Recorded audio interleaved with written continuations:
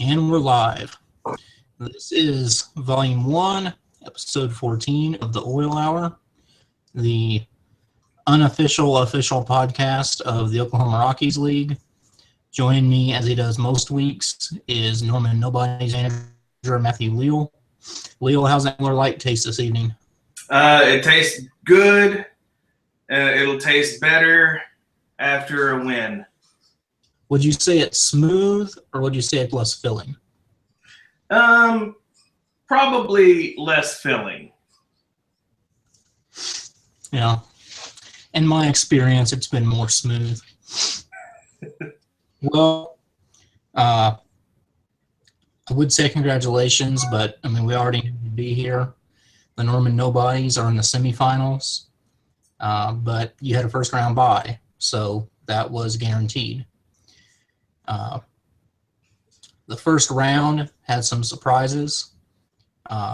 Just jumping right into the NFC, I think that actually I know the two teams that I chose as my picks to win the first round playoff matchups both lost.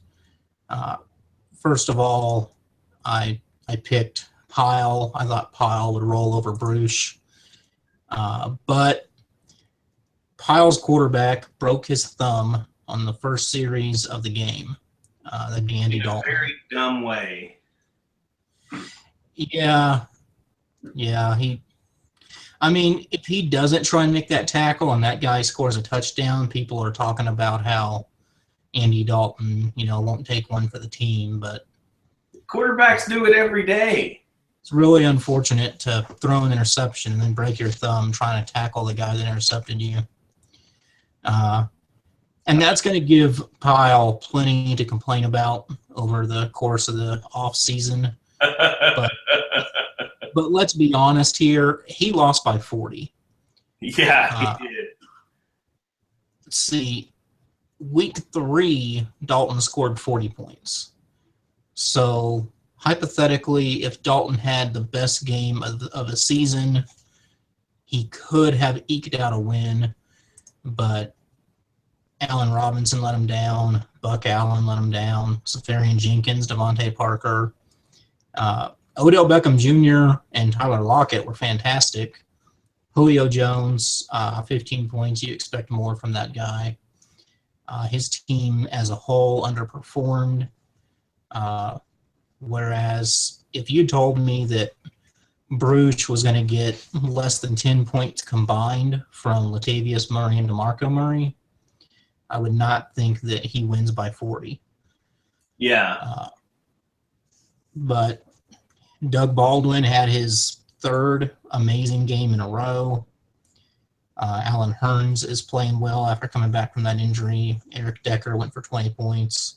And Eli Manning almost dropped 40 points on him. So Bruce won this one easily. It was never really in doubt. Congratulations to him. And now he moves on to face your nobody squad.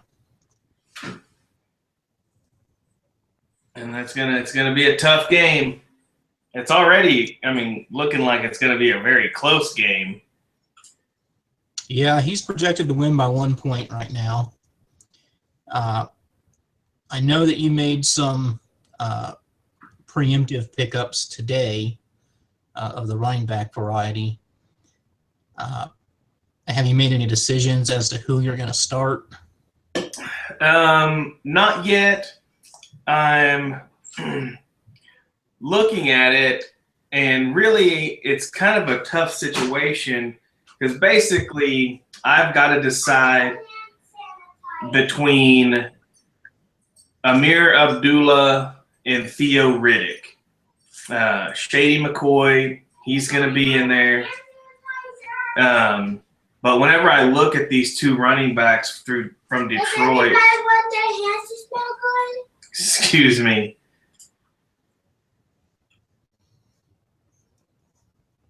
Mom, where's Mommy? So whenever I look at the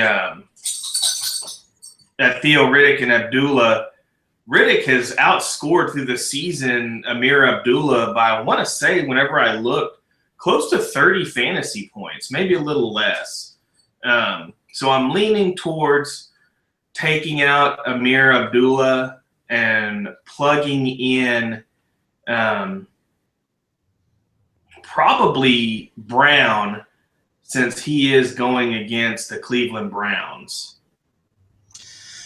Yeah. I mean, I ask you about if you made a decision because it seems like a difficult decision.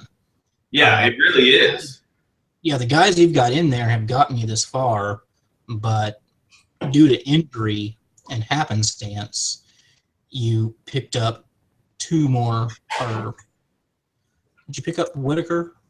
I picked up so over the last week, I picked up Brown with Seattle, Whitaker with Carolina, and then I also was able to snag Albert Wilson. Okay. Well, which so Fozzie Whitaker, as of right now, we believe is going to be starting running back this week. That just kind of fell out of the sky into your lap. Anytime you have somebody that's an unquestioned starter, you're going to want to start that guy. At least that's the tendency. But again, you've got these guys that have been really good in their PPR roles. The same thing with Bryce Brown, although the Seahawks did re-sign Christian Michael today, and word on the street is that they're going to split carries. So with Bryce Brown, you've got that. With Fozzie Whitaker, how much is he going to actually get on the goal line, or is it just going to be the Cam Newton show? Yeah. So I know you've got some difficult decisions to make, but at least they're on your team and not on somebody else's right now. Very true. Bruce, man, he's got to make a decision between Deshaun Jackson and Ted Ginn. You know, they're both very similar, and they're pretty much boom or bust. But Ginn's been hotter lately, it seems. And, I mean, I wasn't impressed with this Sooner Jack team most of the season. We know that DeMarco Murray's been a disappointment. I mean, he's been a bust, is what he's been. Latavius Murray has been a mild disappointment. But his receivers, they don't jump out at you by name, but they've been fantastic. Yeah, Eric Decker, I mean, to me, he jumps out. I had him a few years ago, and I think last year, and he did great for me. Of course, he had a good Peyton Manning throwing to him. Larry Fitzgerald is somebody that nowadays you think of, man, he was great. A few years ago, you kind of thought that he would tail off. And then, of course, with Deshaun Jackson, he's always had kind of some injury problems. And with Ginn, he was kind of one of those as well that was, man, he was great to have a few years ago. And you just kind of, I don't know, would you consider Ginn to be a sleeper in the league this year? Yeah, I mean, just compared to who he's been historically. So, all that being said, you were 10-3. Your team is the second seed. You got a first-round bye. But I think that Sooner Jack is the hotter team right now. And so I'm going to predict that they win. But for the record, I am rooting for the nobodies. I always root for the underdog. No offense, but you haven't won the championship yet. Bruce has won 2. It's time for him to step aside and let somebody else get a shot at the title. Yeah, quit being a greedy little bitch. Now, I think Duffy just joined us. Duff, do you have any opinions on this semifinal matchup? Can you hear me, first of all? Yeah. Okay, I just want to make sure all this is working. I had some trouble getting on. It's a lovely picture, by the way, Duffy. Which one? Do you have earmuffs on? Yeah, oh, no, they're headphones. Maybe he's eating a bag of chips. Yeah, that's what Zerger likes to do on the air. I'm going to be honest with you. This is the first time I've looked at this, so I guess I don't have an opinion. Otherwise, I'd be slowing things down quite a bit. Tap enter once if you can hear us. What? What?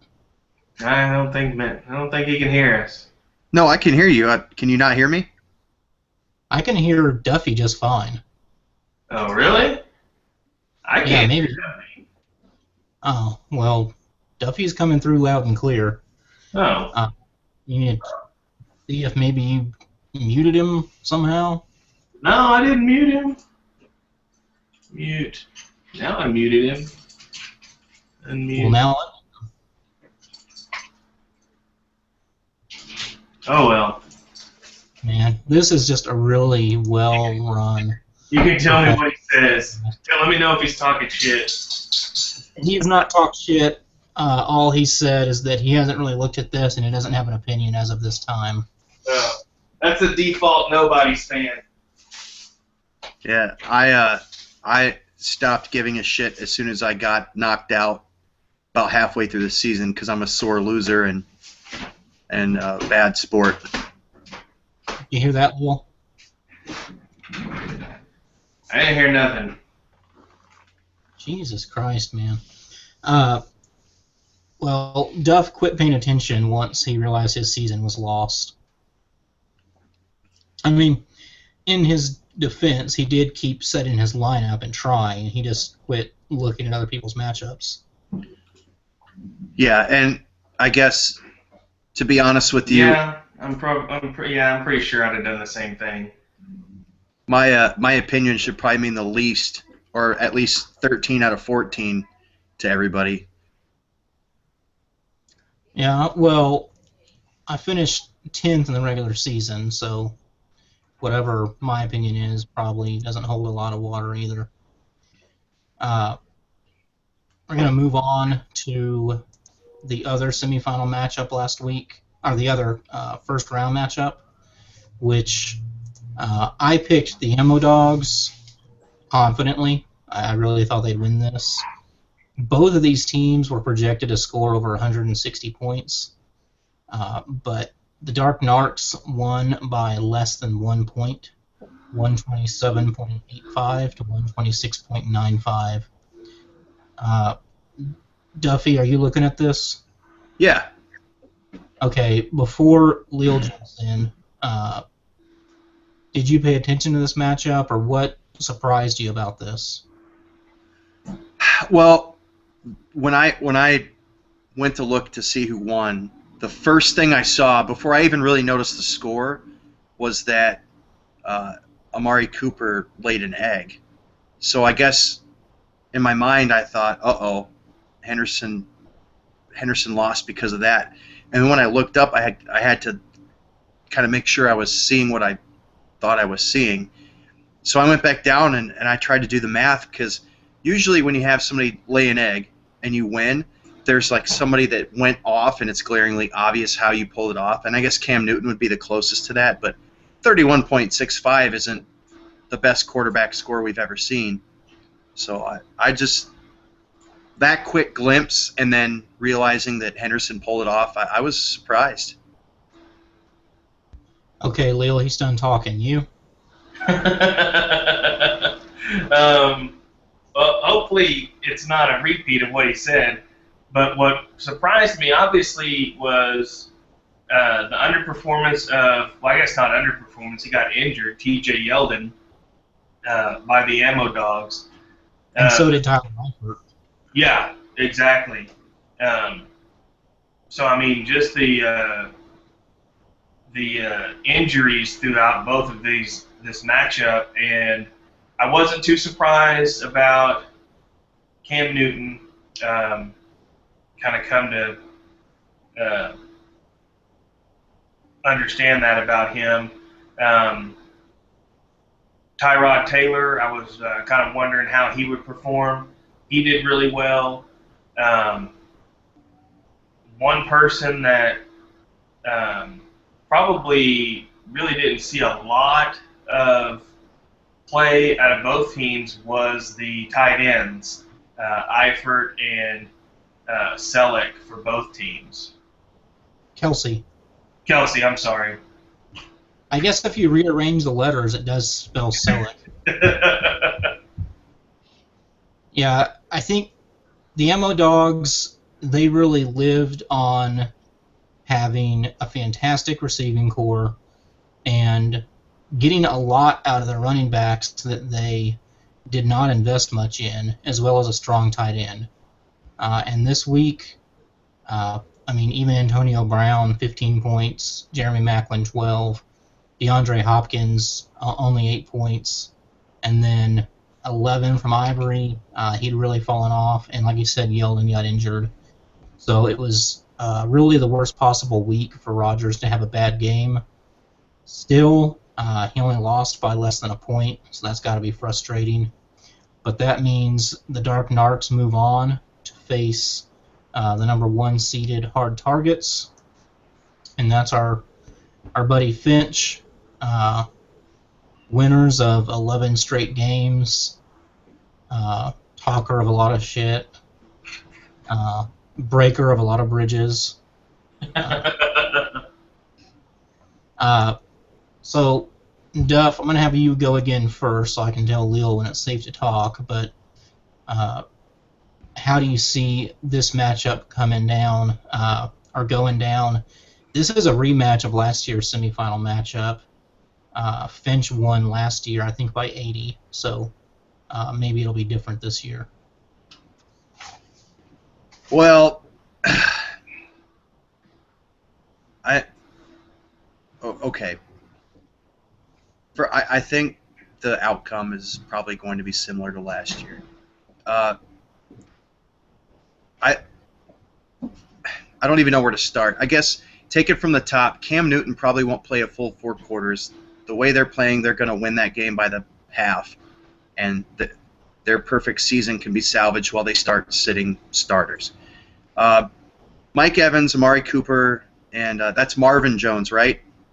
Yes. When you look at T.Y. Hilton, well, anyway, I think it's just 3 suspect receivers. They've certainly had their weeks, but I can't see the 3 of them putting it together better than Finch's. And then Devontae Freeman, it just really sucks for him because he plays for the Falcons.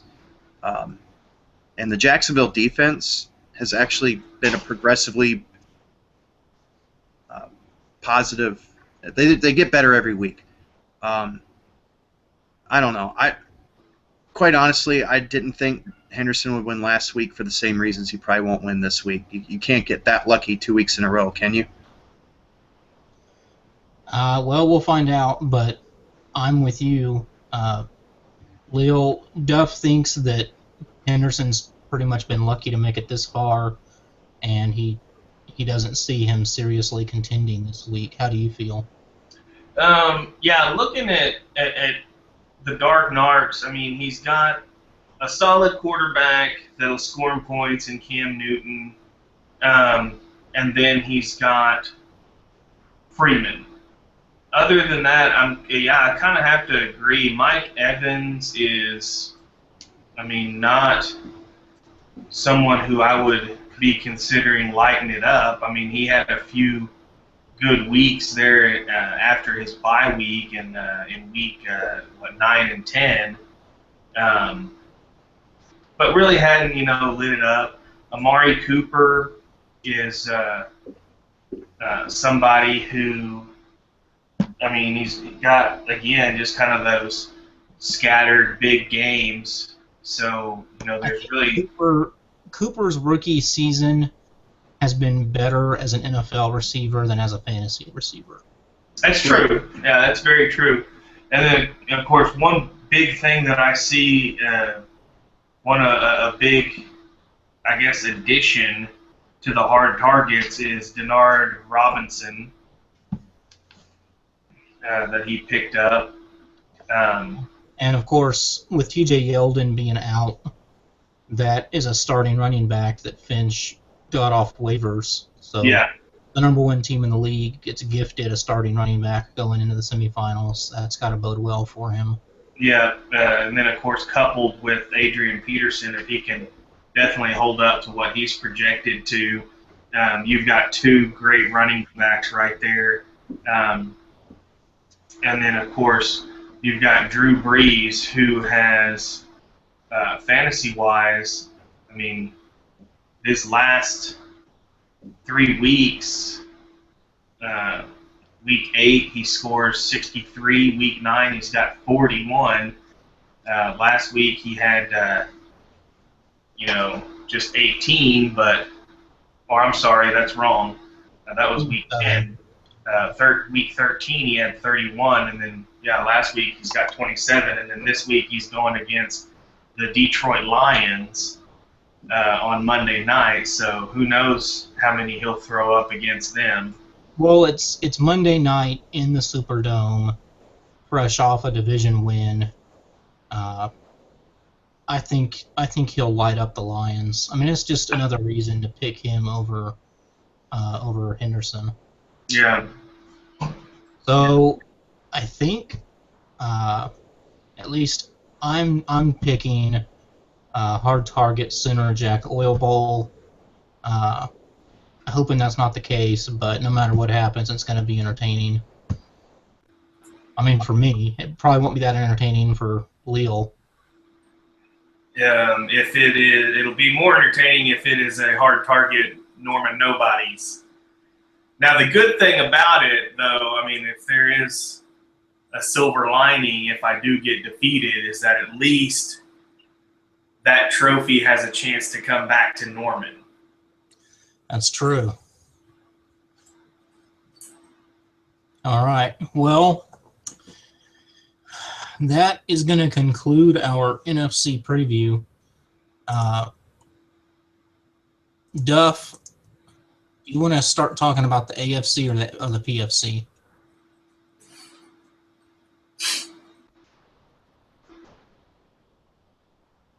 Well, it appears that Duff doesn't give a shit. So let's discuss the AFC real quickly. We'll start with last week's first round matchups. In a nutshell, the same thing that happened to Pyle happened to Reed. His quarterback was Andy Dalton. He still had a pretty good chance to win this thing. He only lost by 12. If he had started any other quarterback, he probably would have won. And you can bet that Reed is pissed off. The Rebel Alliance, they started out 0-3. They're now 9-5 in the semifinals. They blew out the Brewmasters. Lynn had another good season, but his quarterback play was pretty bad. He was relying on like Brian Hoyer and guys like him, and they let him down. He almost lost by 100 points. That one was never really close. But what it sets up is a semifinal matchup between our old Sergeant Major and our old platoon leader in Venable and Fitzgerald. Venable won the league last year. Fitzgerald this year at the draft said he was really only doing this to keep in touch with guys. He didn't really care about winning, but I think he's gotten used to winning and likes it now. So he's projected to lose by 4 to Fitzgerald. Duff, have you paid attention to the AFC at all? Okay, Leo, what do you think about this? Well, first thing is if I was Steel Rain, I would probably be playing Denard Robinson instead of having him on the bench. Yeah, he's got Robinson and Whitaker. And Brian Brown. Yeah. So I would probably find a way to plug at least one of those guys in. And then quarterback, I don't know. This year I really haven't been a Matthew Stafford fan, but you also have Marcus Mariota going against the New England Patriots. So I don't know, he's probably better off sticking with. Well, Stafford has not been a great quarterback. I think some of that is the residual stink of the Lions starting out so horribly. But let's see, his last 5 games, he's gone 22, 23, Yeah, since his bye week, he's done really 23, and well. 22. So, I mean, if he gets him, 22 points, uh, he should be happy. But you would think Mariota can get that many against the Patriots. I mean, especially if you believe they're going to be playing from behind. Yeah, that's true. But yeah, one of the big things I see is you got to get either Whitaker or Robinson in your lineup somewhere. Yeah, I would recommend Robinson. He has the clearest path to a true starting running back load. Like we said, Bryce Brown is probably going to be sharing carries with Christian Michael and Ozzie Whitaker. He may be the starting running back in Carolina, but we know that Cam Newton is really kind of the goal line back there. Yeah, yeah. Looking at War Pony, I mean, I see uh, some Tyrod Taylor. We just spoke about him. Um, One guy to me that's been really hit or miss, and I guess really not lately, not this last 3 weeks, but throughout the whole season. And I think part of it was due to injury with Sammy Watkins. He had a really good week 12 and an almost duplicate week 13 and 14. So I'd be interested to see if he keeps the production up. Um, and then Brandon Cooks has kind of been 2 games on, or 2 games off, 1 game on type of guy. Well, and remember, Venable, I think he was out camping during the draft. He was trying to use his phone to draft, and he'd have service for a little bit, and then it'd be cut out. He put a bunch of receivers in his queue. That's true. Yeah, that's right. And he lost signal, and so his first 6 picks were receivers. So he got, like Marshall, Watkins, Cooks, Calvin Johnson, Michael Floyd starting, and his running backs weren't very good. I forget who the other one was, but one was Rashad Jennings. He's not been that great. But then just an incredibly lucky turn of events for War Pony, Le'Veon Bell tears his ACL. D'Angelo Williams is the clear handcuff to come in and start. And Venable just happens to have the #1 waiver priority.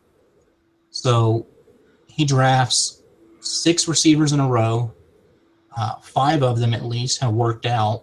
And then he gets to add basically Le'Veon Bell type production for free.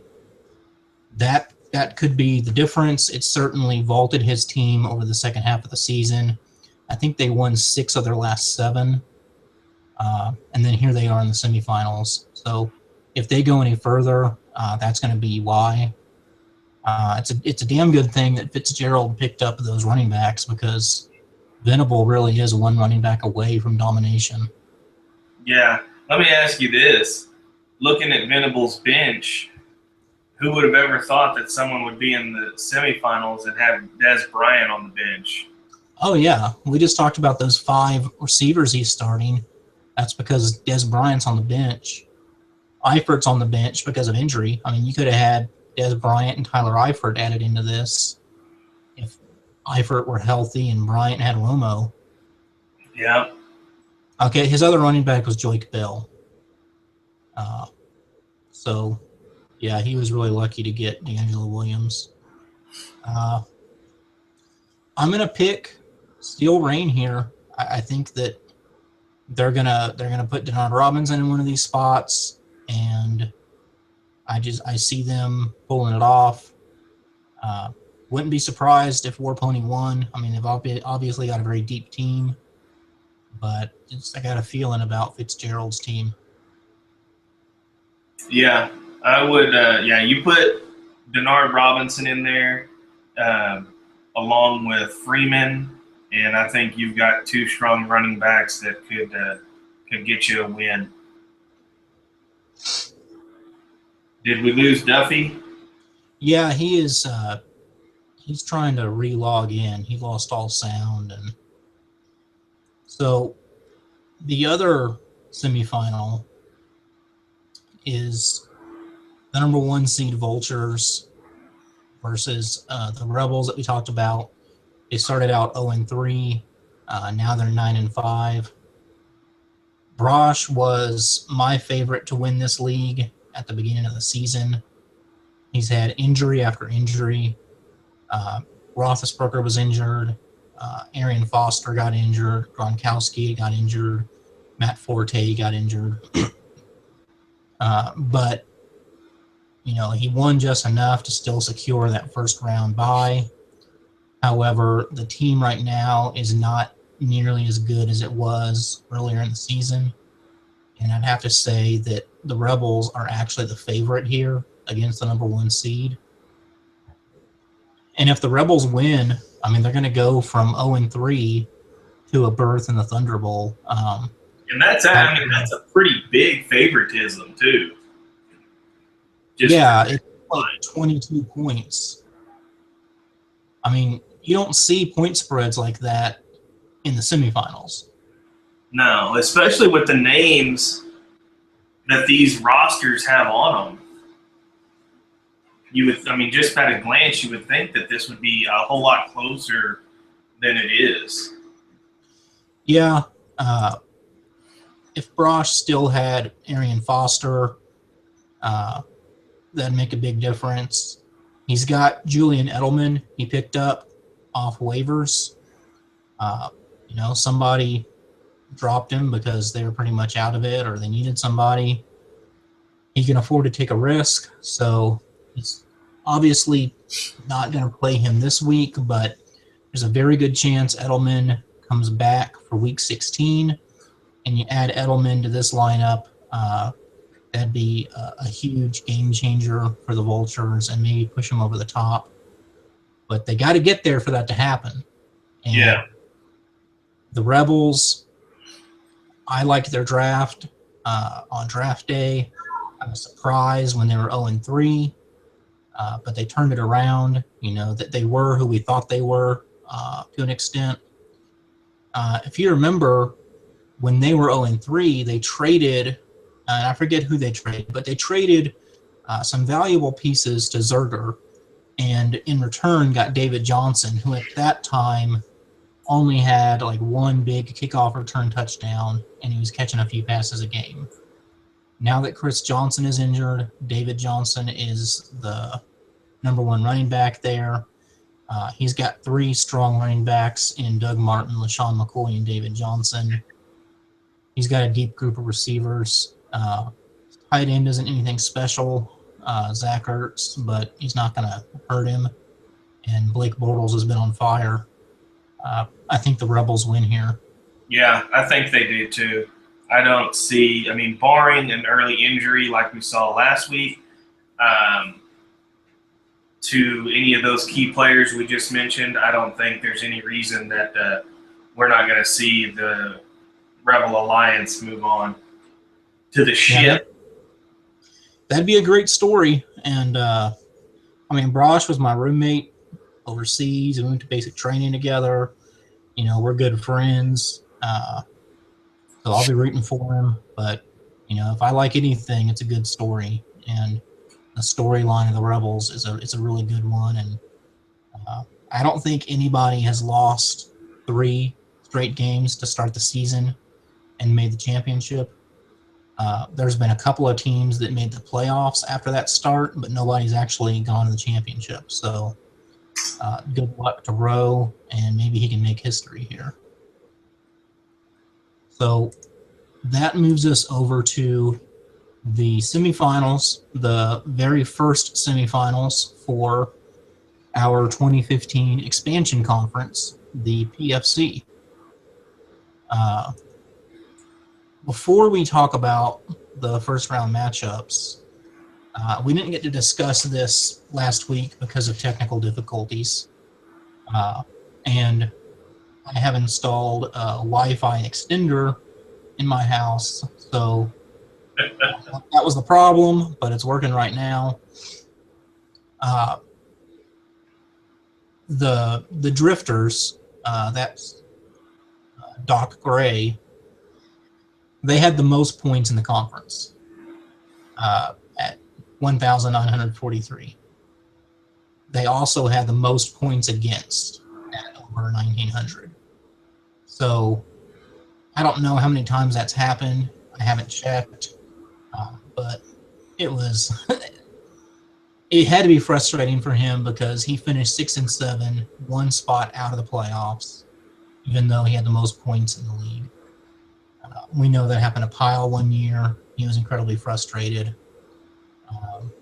But Gray's a good sport. He'll be back. And the Orange Bloods, they started out like 0-5 or something, and ended 6-7. That was McKay's team. They had a lot of bad luck, but they pulled it together. And the Blue Falcons, which is Derek Baldwin, although they don't have a really high point total, it is higher than three of the playoff teams. They finished 6-7. They really had a good second half of the year. I thought they were going to make the playoffs, but he'll be back next year. It was his first year doing fantasy football. He's really enjoyed it. So hats off to those guys for almost making it to the playoffs. Fantasy football is inherently arbitrary at some points, and you got unlucky. So, with that being said, the teams that did make playoffs, the FTC Chiefs is another great story. That's Stephen Pennington. You remember he took over for Hudson?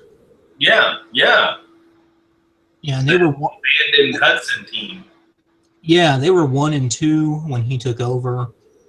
And what's really fun is that he played Beller in week 13. And I said, or Portis said in the playoff preview or the week 13 preview, that if they wanted to make the playoffs, they had to win that game. They did.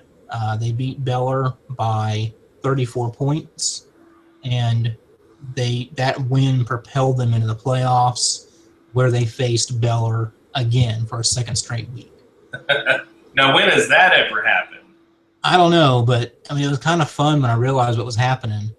And so he beats them by 60 points this time, and now the team that had an absentee manager after the first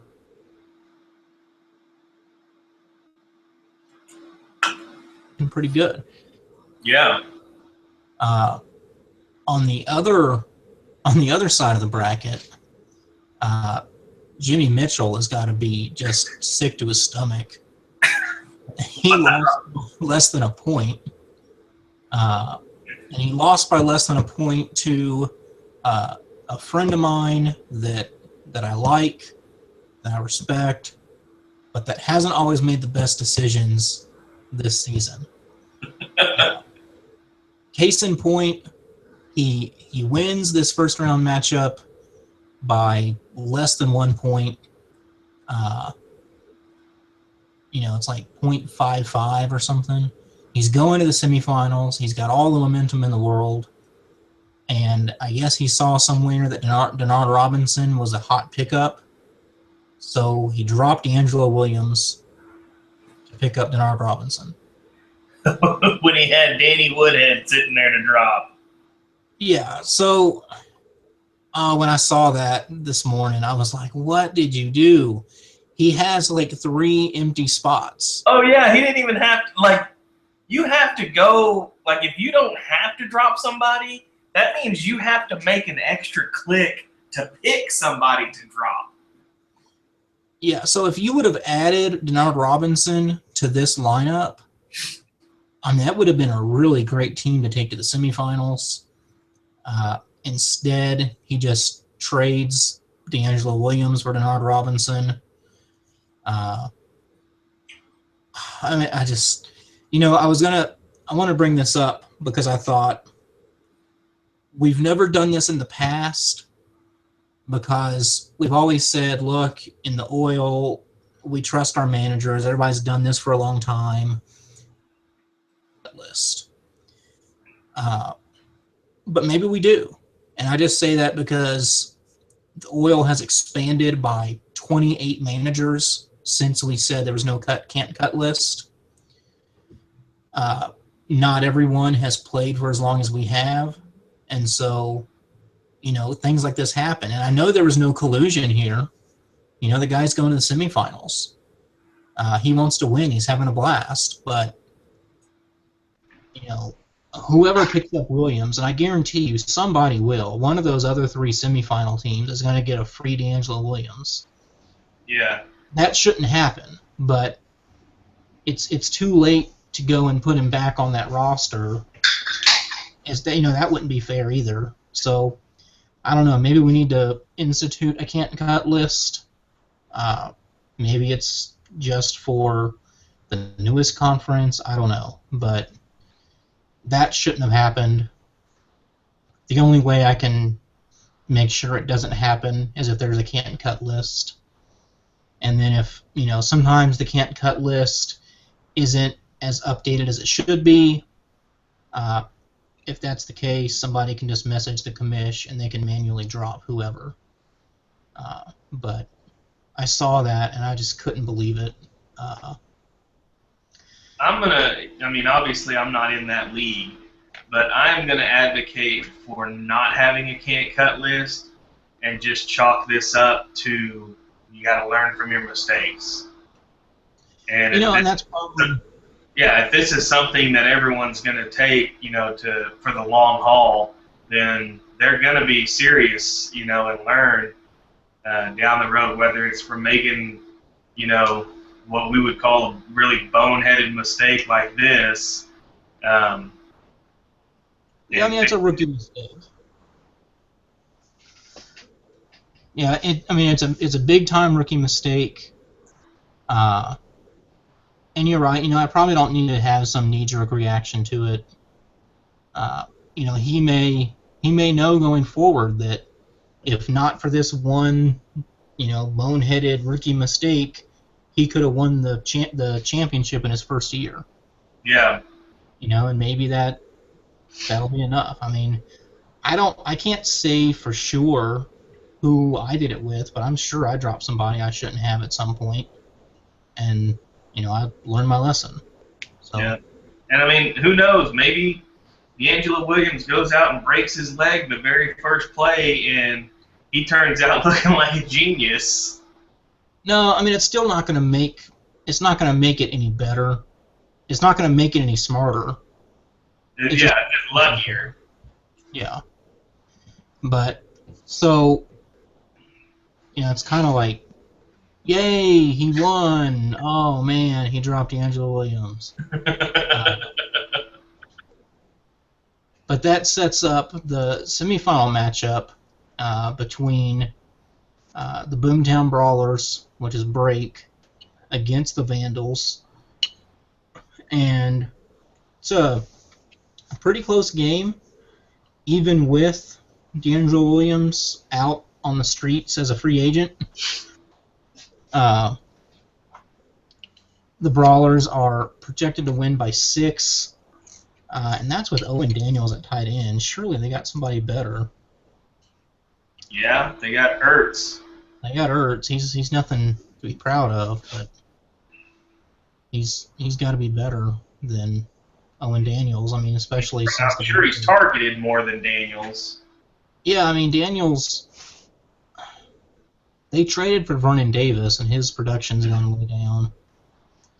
I'm going to pick the Brawlers because first of all, I think they'll replace Daniels with Ertz. A lot of these are toss-up matchups between the two, but I'm going to go with the more experienced manager, and just from what I've seen over the course of the season, I have more faith in Brake to make the right lineup choices. So that's what I'm going to pick. Mm,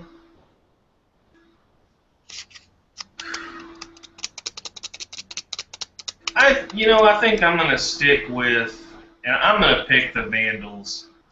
Um, I see potential. And of course, I used to have a baseball coach who always said the only thing whenever someone says they see potential, that just means you suck. Otherwise, they'd say you're good. Um, but I mean, you got Gronk there. They're going up against Tennessee. I'm sure he's itching to spike the ball a few times. Um, Denard Robinson, he's in there. You also have uh, Benjamin. Now, granted, they're playing the Seattle Seahawks, but you also have Johnny Manziel running around, and you never know who he's going to throw it to. So that's kind of a wild card thing right there.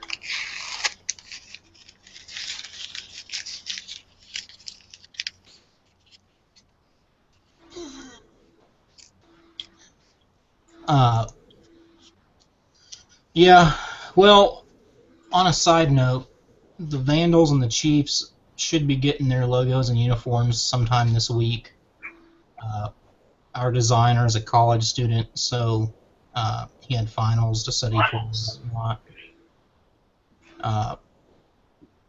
The other semifinal matchup is the aforementioned FDC Chiefs and Bill Straley's Enforcers.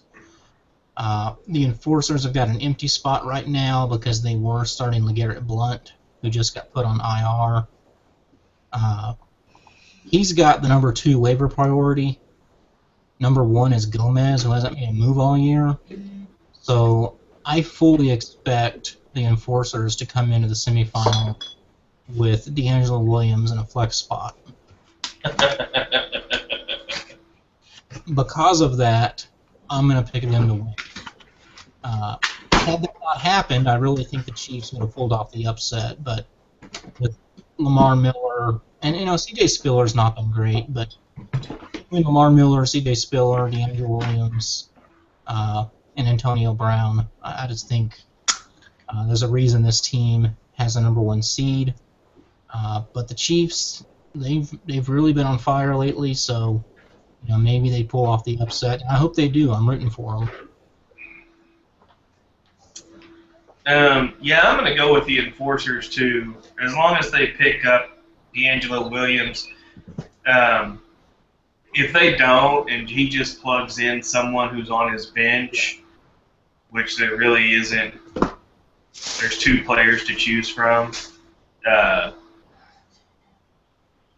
Actually, Can you guys hear me now? there's just Yeah. one. Okay. Lil, right. could you hear Duffy? No. Leo, can you hear me now? What did he say? He can't hear you. Unfucking believable. Not working? Yeah. Except Jess and I both talk both ways, but Leo can't hear me for some reason. Oh, shit, I almost threw stamps away. That would have sucked. What did Leslie say? She said, "Shit, I almost threw stamps away." What do you think? As in snail mail. Put 'em That's up what in I the corner. thought. You're like, Leo can't hear me, and she's like, shit, I almost threw stamps away. Oh, get it out of the mail. And I got headphones on, so she can't hear what you're saying. Well, This isn't going to be as fun, but I got a fun story that you'll love. I guess Leo just won't be able to hear it. Leo, wait one. Duffy's going to tell a funny story that you can't hear. I'll make it short. I can't hear anyway. Hey, can you hear me? Yeah, I can hear you. Okay, well, since that's the last of the PFC preview, let me hold on. I am going to send you the link to the YouTube page for this. Real? Okay. You can get out of this conversation and then just watch it on YouTube so you can maybe actually hear.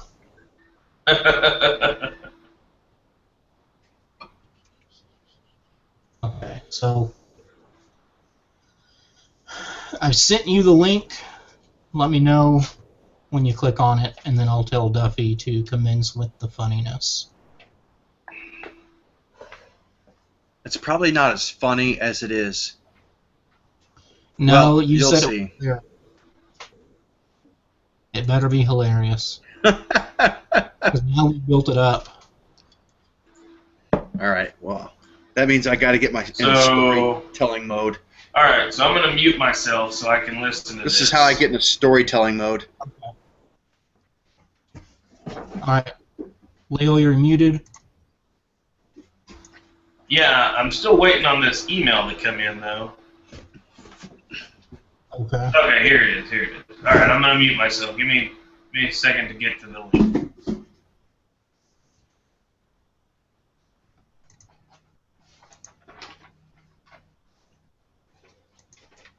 Okay. Okay. Leo, 2 thumbs up if you can hear what I'm saying. I flipped over to Justin. Oh, I Leo? still see him down there. Leo, give us a peace sign if you can hear me. Okay. All right. So we should be good, right? Okay. For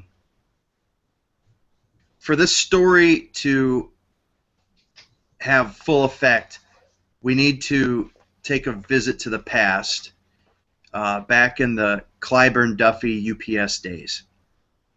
And we were fresh back from war, about a season and a half collectively into fantasy football, and highly addicted. That was probably my year where I went out and got like 13 teams because I needed rosters to tool with constantly. And we probably wasted millions of UPS's dollars not working and talking about fantasy football. And in those discussions, to sort of feed our need for it, we said, you know what would be awesome is if we set up a fantasy UPS league, and we could measure drivers on stops per on-road hour, net delivered pieces per hour, accidents and injuries, and we had our scoring system all figured out essentially. And Like a missed delivery would be -2. yeah, yeah.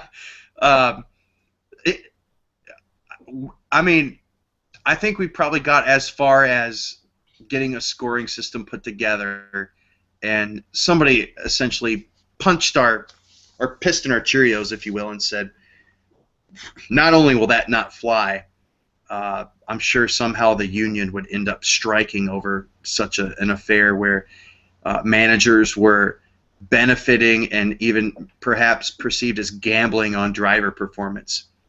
And in a position to actually influence Right. route and Right, because I could easily screw a driver that was on Justin's team, and he could easily arrange for 15 misloads on my driver, and it would have got ugly, and I could see why the company would have had a problem with it. So, going into August and being really excited about the reunion and the draft down in Dallas, I kind of started talking it up at work, and more or less got voluntold that fantasy football would be a great way to build camaraderie at work. And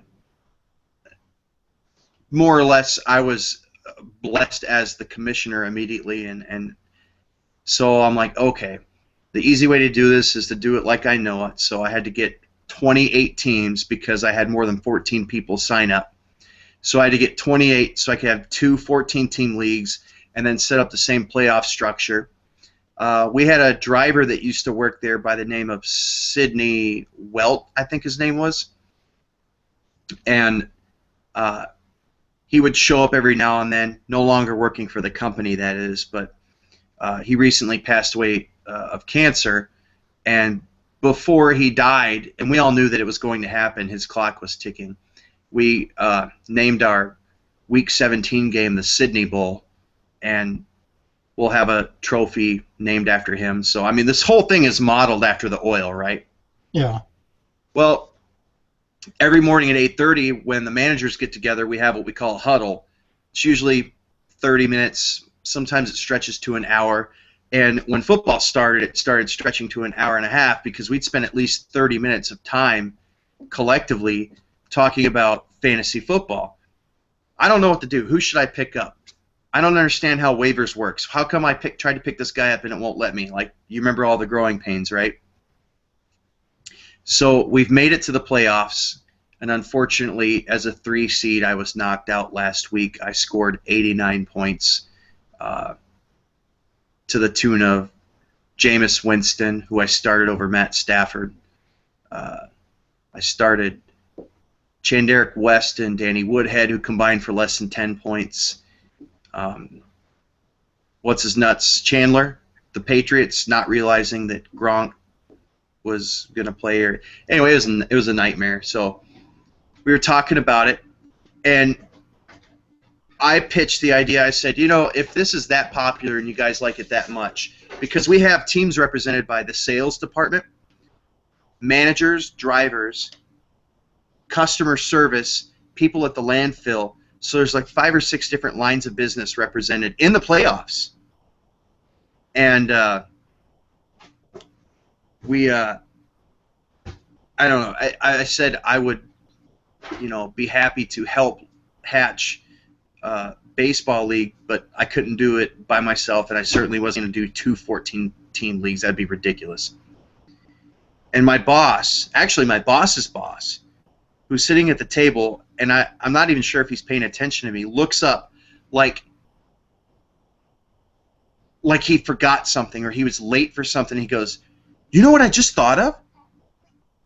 What if we had like fantasy drivers?" And you're like, that's like fucking 5 years ago, man.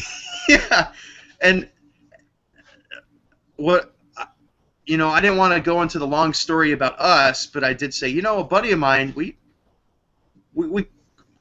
almost tried that once, and it kind of got shut down before it ever got started. We almost lost our jobs. Yeah, and he looks at me and he goes, "Oh, I mean, we don't have a union. We can do it." So there is a very good chance that I'm going to be tasked out with setting up a scoring system for fantasy drivers at my job. Like a direct order, not like, "Hey, here's a good idea. This is very close to being, let's just do this, but we're going to need your help setting up the scoring system." So I don't know if it's going to really happen or not, but if it does, I'll let you know. And when the championship's done and we're out of football talk for a while, maybe we can pop on here and I'll explain how fantasy garbage driver works. Well, please do. I'm interested. I don't know if it's going to really happen or not, but whoa. Oh, okay, I think I see what happened now. Yeah. Leo, can you hear me yet? He can only hear through the YouTube deal. I'm feeling like this is a Leo thing and not an us thing. Operator error. Shorten the U device, as they say in FTC. Yeah. Well, that's an hour. We've covered all 3 conferences, as well as Adam's Fantasy Garbage Driver League. It's been fun. I'm going to go help Deanne wrap some presents and whatnot. Is that what she was summoning you through the door there for? I couldn't hear anything. I saw her peeking through the door or the window or whatever that is. Probably so. Well, she did text me earlier and say tonight's the Survivor finale, so you need to wrap it up. Wait a minute, are you in your office? Survivor. Yeah, I'm in my office. Why does it look like there's cell bars in the door? That it's not cell bars. That used to be the side patio door before this was an enclosed office. Ah, gotcha.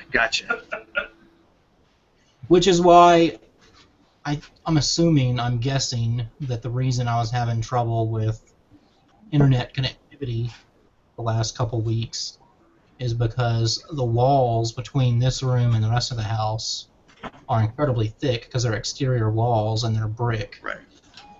So I installed an extender. It seems like it's working so far.